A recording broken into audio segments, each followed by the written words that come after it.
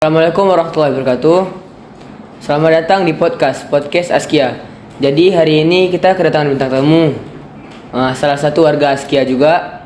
Kita panggilin Bang Mulyakso. Halo.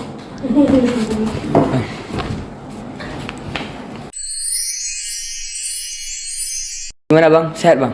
Alhamdulillah sehat. Sehat. Zarif gimana kabarnya? Alhamdulillah sehat Bang. Gimana nih perjalanan di titik ini sekarang? Bisa Abang ceritain dari SD sampai sekarang tuh gimana? Dari SD sampai sekarang ya. Kalau dari latar belakang pendidikan, dulu abang sekolah SD-nya itu di SD 21 Biren. Itu yang gimana nama daerah? Aduh, nama daerahnya abang lupa. SMP ya sama kayak kalian di SMP Askia. Kalau sekarang abang sekolah di SMA Fajar Harapan di Banda Aceh. Kami dengar Abang dapat beasiswa Bang. Oh ya. Jadi abang dapat beasiswa Indonesia Baju. Itu juga yang didapat sama alumni Askia yang lain, namanya Bang Rizik di angkatan 3-nya BIM. Beasiswanya itu bukan beasiswa yang langsung ke universitas, tapi beasiswanya itu beasiswa yang menyediakan persiapan-persiapan untuk bisa apply ke universitas-universitas di luar negeri. Jadi di beasiswanya ini kami disediakan les IELTS, les SAT yang nantinya kebutuhan-kebutuhan itu akan kami pakai untuk bisa apply di universitas-universitas di luar negeri. Kami juga dibekali sama pemahaman karakter, itu kayak kurang lebih melakukan proyek sosial atau juga seminar-seminar tentang pentingnya peduli sekitar dan semacamnya gitu. Jadi ini bukan beasiswa yang direct langsung untuk kuliah, tapi beasiswa persiapan, sehingga dengan persiapan itu kita bisa kuliah ke luar negeri gitu. Abang dapat informasinya itu dari mana? Jujur abang dapat informasinya itu dari Bang Rizik, salah satunya dari alumni Askia juga. Dan juga abang juga dapat informasinya itu dari abang kelas abang yang di Farhan. Orang lain bukan Bang Rizik juga itu sempat ngasih informasi beberapa tentang BIM itu untuk abang dalami lagi pengetahuan abang tentang BIM-nya itu sendiri gitu. Abang dulu pernah nggak sih kepikiran kalau abang tuh bakalan dapat beasiswa ke luar negeri? Enggak sih, bahkan untuk meskipun sekarang beasiswanya hitungannya bukan beasiswa langsung ke luar negeri, abang juga sebenarnya nggak pernah kepikiran untuk bisa dapat BIM ini sendiri, karena abang tahu dulu abang ngira kayak BIM ini benar-benar sesuatu yang sangat keren. Waktu abang lihat Bang Rizik sama abang kelas abang itu namanya Bang Ryan itu dapat, kayak wah kayaknya level mereka sangat jauh gitu untuk bisa abang dapetin. Dan setelah abang dapat dan ternyata beneran se-worth it itu, lumayan bangga sama prestasi sendiri bisa sampai ke titik dapat BIM-nya. Cuman jujur abang sebenarnya belum puas karena masih sangat panjang untuk bisa dibilang puas di titik saat sekarang gitu. Karena kan sekarang juga belum ngasilin apa-apa kan. Bahkan hasilnya juga belum kelihatan. Abang juga belum dapat beasiswa ke luar negerinya. Jadi untuk dapat ke titik ini sebenarnya abang nggak pernah expect, dan abang juga lumayan kaget waktu bisa keterimanya itu. Tapi cukup bersyukur, cukup bangga sama diri sendiri, tapi juga mungkin masih belum terlalu puas sama pencapaian yang sekarang. Amalan apa Bang yang bisa buat abang tuh gini? Amalan ya? Ini agak unik, cuman menurut abang satu amalan yang harus dilakukan kalau mau dapat beasiswa sejenis dari pemerintah sangat sederhana, yaitu perbaiki niat sih. Karena niat untuk dapat beasiswa itu kita bukan lagi mikirin tentang diri sendiri cuman, tapi mungkin yang harus kita pikirin adalah bagaimana kontribusi kita itu bisa bermakna untuk orang-orang di sekitar kita.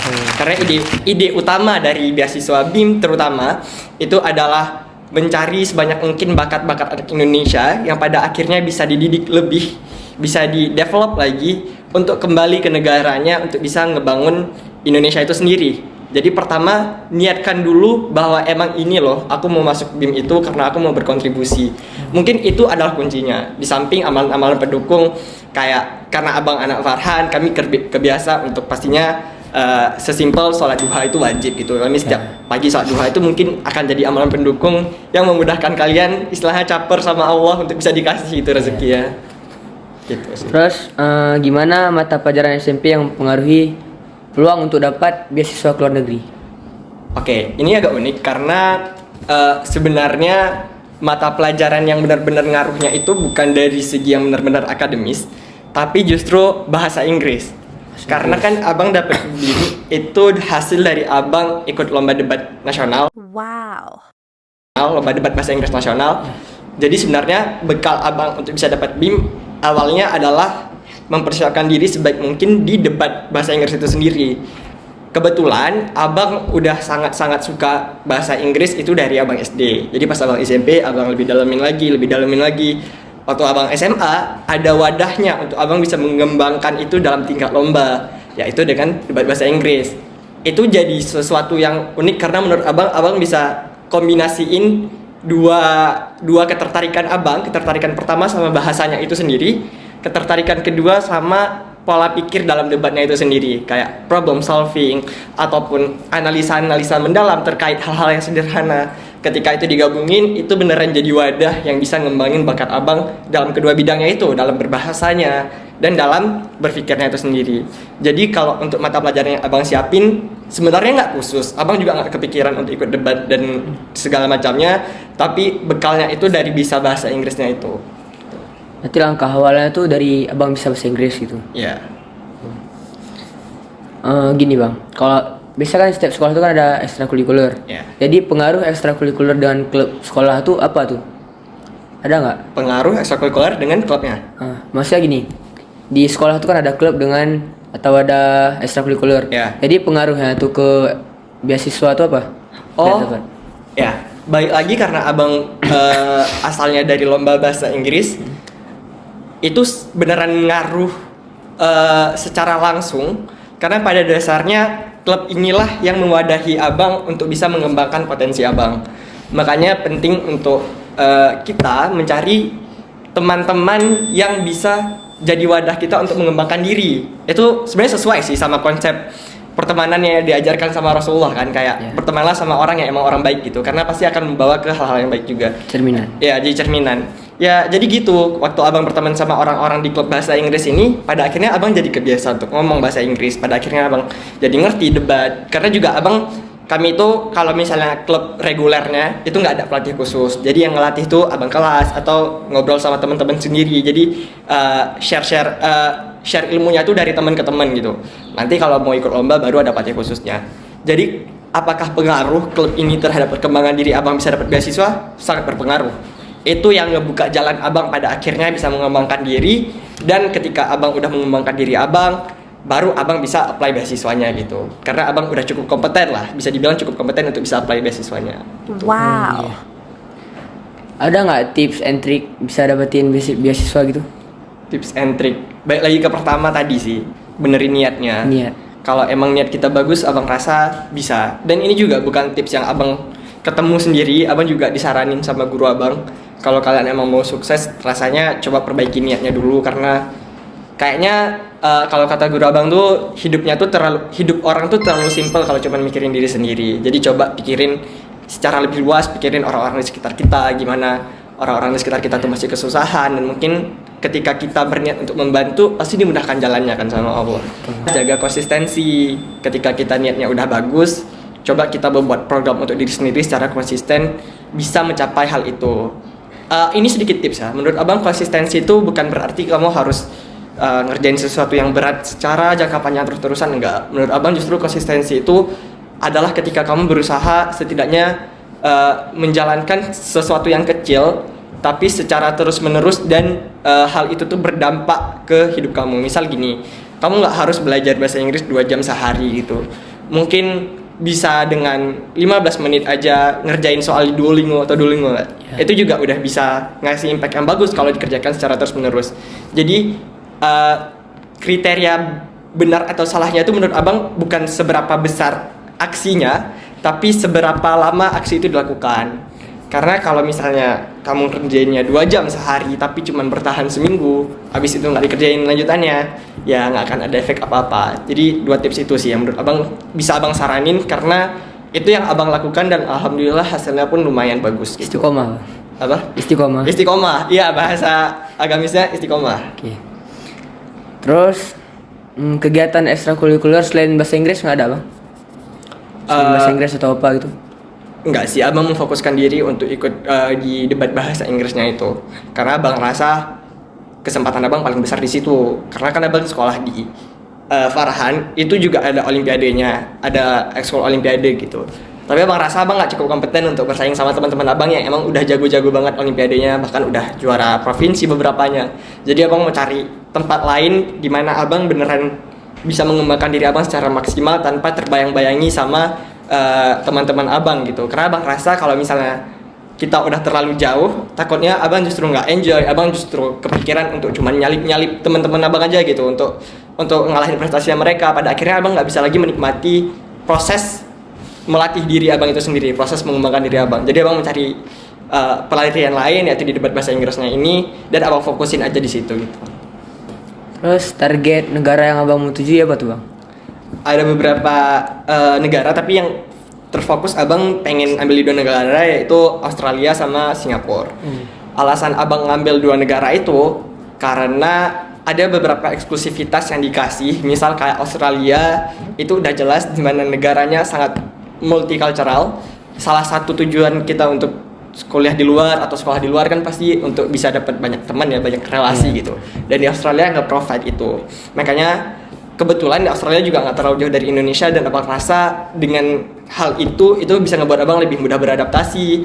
Banyak juga orang Indonesia yang di sana, jadi abang bisa lebih gampang lah untuk beradaptasi dan pada akhirnya bisa lebih memfokuskan diri di studi abang.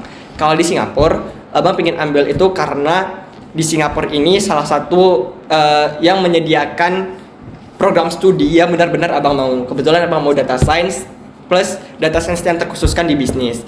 Kebanyakan universitas lain di penjuru dunia itu hanya menyediakan data science secara umum, tapi nggak menyediakan data science yang terkait langsung sama ekonomi gitu. Sedangkan di universitas di Singapura yang abang ambil ini itu disediakan. Jadi abang tertarik untuk fokusin juga di situ itu. Habis itu bekal yang bisa kita bawa ke sana tuh apa dari sini, misalnya persiapannya? Oke. Salah satu bekal terbesar abang untuk sekarang yang abang persiapin pastinya kemampuan komunikasi yang baik. Itu dia balik lagi kayak persiapan bahasa dan segala macamnya. Cuman kayaknya salah satu yang paling penting kalau emang nanti betulan jadi kesana, insya Allah jadi kesana, itu pola pikir yang udah terbentuk sih. Pola pikir ini dalam artian pola pikir untuk bisa nerima bahwasanya ya dunia tuh emang luas, banyak hal yang berbeda-beda, nggak semua hal itu akan sesuai sama keinginan. Karena kan pada akhirnya abang akan bertemu sama orang-orang yang abang nggak tahu kecenderungan mereka itu untuk melakukan apa. Apakah respon mereka itu selalu baik, apakah respon mereka itu selalu seperti abang mau, kan abang nggak tahu kan. Jadi abang rasa pola pikir itu yang harus abang siapkan, bahwasanya kamu harus siap dengan keadaan apapun nantinya. Karena ya culture shock itu bisa terjadi dan sangat mungkin terjadi apalagi di awal-awal. Jadi abang benar-benar nyiapin pola pikir dulu sebelum abang pergi ke sana gitu. Karena kalau nanti ternyata beneran kejadian dan abang udah tahu bahwa itu akan kejadian dengan pola pikir yang udah abang yang udah abang bentuk, abang rasa efeknya nggak akan lagi sebesar itu, sehingga abang bisa lebih menoleransi segala kemungkinan yang terjadi gitulah. Oh gitu. Abang pas dapat kabar tuh gimana bang? Perasaannya tuh? Senang pasti ya. Cuman pasti. uniknya di kabar lulus beasiswa ini itu abang lagi ada rapat organisasi gitu. Jadi abang cuman buka HP bentar, ngelihat alhamdulillah lulus. Cuman tiba-tiba abang lulus gitu? Ya, udah itu waktu udah selesai ininya, waktu udah selesai semua administrasi dan wawancaranya. Alhamdulillah lulus. Karena kebetulan lagi rapat kan abang nggak bisa lama pegang HP. Abang cuma SS kirim ke orang tua. Saya bilang alhamdulillah, habis itu udah abang matiin HP gitu aja. Habis itu lanjut rapat, dan ya karena hal itu pada akhirnya euforia senengnya itu jadi nggak lama gitu. Karena waktu abang buka HP sekali lagi juga udah nggak kaget kan, udah biasa aja gitu. Mungkin senang pasti senang, tapi karena kejadian itu jadi nggak bener-bener yang heboh gimana gitu. Terus orang tua gimana tuh? Karena abang kirim itu, abang nggak terlalu ingat ya mereka reply-nya apa. Kalau nggak salah mereka juga bilang alhamdulillah gitu. Habis itu apa ya, abang nggak terlalu ingat sih lanjutannya mereka bilang gimana. Tapi berarti itu sih yang sebelum abang tes tuh, kan kita tes duluan beasiswa tuh. ya Itu udah bilang sama orang tua ya? Udah minta izin sama orang tua? udah. Oh Ya, ada satu cerita unik tentang proses abang untuk bisa ke beasiswa ini. Karena waktu itu kan tesnya itu dalam 2 tahap. Tahap pertama tuh tahap administrasi, itu kayak kumpulin esai, terus nilai rapor dan segala macamnya gitu. Dan tahap kedua wawancara. Waktu wawancara itu pengumumannya itu sekalian, sedangkan di administrasi itu nggak sekalian. pengumuman administrasi itu akan berbeda-beda untuk setiap siswa gitu. Ada yang dapatnya cepet, ada yang dapatnya lama karena itu kan dari email. Abang termasuk yang dapatnya lama, itu udah tengah malam abang baru dapat emailnya gitu. Dan abang tahu kalau temen abang itu udah dapat duluan di jam 12-an, jam 12 malam gitu. Jadi abang kira abang udah nggak lulus kan, karena abang nggak dapat email apa-apa di jam 12 itu. Terus abang tinggal tidur. Abang juga ada bilang sama orang tua abang, kayaknya nggak lulus beasiswanya. Oh iya nggak apa-apa, belum rezeki. Di reply-nya cuman gitu aja. Terus besok paginya pas bangun subuh, abang lihat emailnya masuk ternyata. Habis itu abang kirim lagi ke orang tua, oh ternyata lulus. Habis itu oh yaudah ya gitu. Dan ternyata pada akhirnya lulus. Jadi abang kayak ya it's kinda unique, kayak cerita unik tentang proses diterimanya gitu. Berarti abang nih setahun lagi nih di SMA. 1,5 tahun lagi. 1,5 tahun lagi. Di situ persiapan yang abang mau buat apa? Untuk 1,5 tahun ini abang fokus sendiri di persiapan IELTS sama SAT. Itu keperluan abang untuk bisa melanjutkan studi keluar. Abang juga nyiapin diri untuk UTBK karena itu plan B kan. Itu jadi harus ada backup plan kalau ternyata pada akhirnya abang nggak lulus atau gimana gitu. Jadi abang juga sekarang lagi berusaha untuk nyiapin UTBK. Mulai dari yang kecil-kecil sih kayak nontonin tutorial ngerjain soalnya. Terus juga biasanya tuh kalau misalnya di Instagram tuh ada akun-akun yang ngupload satu soal terus dibahas. Biasa abang nontonin itu sih. Dan itu juga bukan yang abang kerjain khusus gitu, tapi sambilan. Mungkin sehari beberapa soal itu udah cukup gitu. Setidaknya abang udah tahu aja gitu. Boleh dong bang, pesan apa sih buat anak-anak SMP Askia gitu, biar bisa sama kayak abang gitu, siapa tahu kan bisa keluar ke kuliah ke luar negeri gitu. Amin, semoga boleh juga lulus dan adik-adiknya juga lulus ya. Pesannya mungkin pertama pasti perbaiki niatnya dulu untuk bisa keluar gitu, karena kalau niatnya udah diperbaiki abang rasa udah nggak susah untuk kita bisa mencapai apa yang kita mau, kan sesuai sama hadis Rasulullah kan. Kamu pasti dapetin apa yang kamu mau dengan niat tertentu gitu. Terus kedua mungkin yang abang bisa bilang adalah jangan anggap remeh pendidikan sih. Abang rasa orang terlalu nyantai sama pendidikannya, kayak yaudah sih kenapa emang nilai ujian jelek juga nggak apa-apa gitu. Itu nggak akan kenapa-napa kalau kamu punya backup plan yang banyak. Tapi abang rasa pendidikan adalah salah satu kunci keluar dari kebodohan dalam artian meskipun kamu kaya tapi pendidikanmu masih jelek-jelek aja gitu, menurut abang itu masih sesuatu yang sangat tidak ideal gitu. Jadi coba fokusin lagi untuk bisa ngejar karir pendidikan yang lebih tinggi, nggak cuman sekedar dapat S1 atau nggak cuman sekedar tamatan SMA justru, tapi cobalah untuk membuat plan yang lebih jauh tentang pendidikannya dan difokuskan di plan yang udah dibuat itu. Abang rasa kalau gitu, kalau plannya udah mateng, itu jalan-jalannya untuk bisa ketemu ke arah pendidikan yang lebih bagus akan sangat-sangat mudah gitu. Jadi ya itu, satu, perbaiki niatnya. Dua, fokuskan diri di pendidikan gitu. Jangan terlalu lalai sama kerjaan-kerjaan yang nggak terlalu penting, main-maininnya dikurang-kurangin mungkin. Jadi ya perbanyak belajar, perbanyak ibadah, justru itu akan jauh lebih bagus untuk kedepannya. Keren ya? Gedein suaranya. Dulu pas pertama kan dari Askia nih, kan masuk Farhan. Pas di Farhan itu udah dapat kayak pas itu Bang Rizik, abang kelas abang itu udah bilang nggak pas pertama masuk Farhan kalau di sini tuh bakal ada beasiswanya gitu. Waktu awal-awal enggak, karena Bang Rizik itu juga lulus BIM waktu abang udah di Farhan gitu. Jadi kebetulan waktu awal abang baru masuk, ya Bang Rizik juga belum apply ke BIM-nya. Udah sekitar beberapa bulan itu baru Bang Rizik apply, dan alhamdulillah Bang Rizik juga lulus. Dari situ abang mulai kulik-kulik info tentang BIM-nya juga. Dari situ juga abang juga nanya-nanyain ke Bang Rizik sama teman-temannya Bang Rizik yang juga lulus gitu. Jadi kesimpulannya tuh yang pertama tuh perbaiki niat, karena semua tuh tergantung pada niat. Ya kalau kayak innamal a'malu binniyat wa innamal likulli imri'in ma nawa. Yang kedua tuh istiqomah, Bang. Ya, jaga konsistensi. Ya, harus konsisten dalam semua hal lah pokoknya. Ya. Kita ucapkan terima kasih pada Bang Akso. Terima kasih banyak lah Bang atas informasinya. Ya, sama-sama. Feel free to ask. Nah, assalamualaikum warahmatullahi wabarakatuh.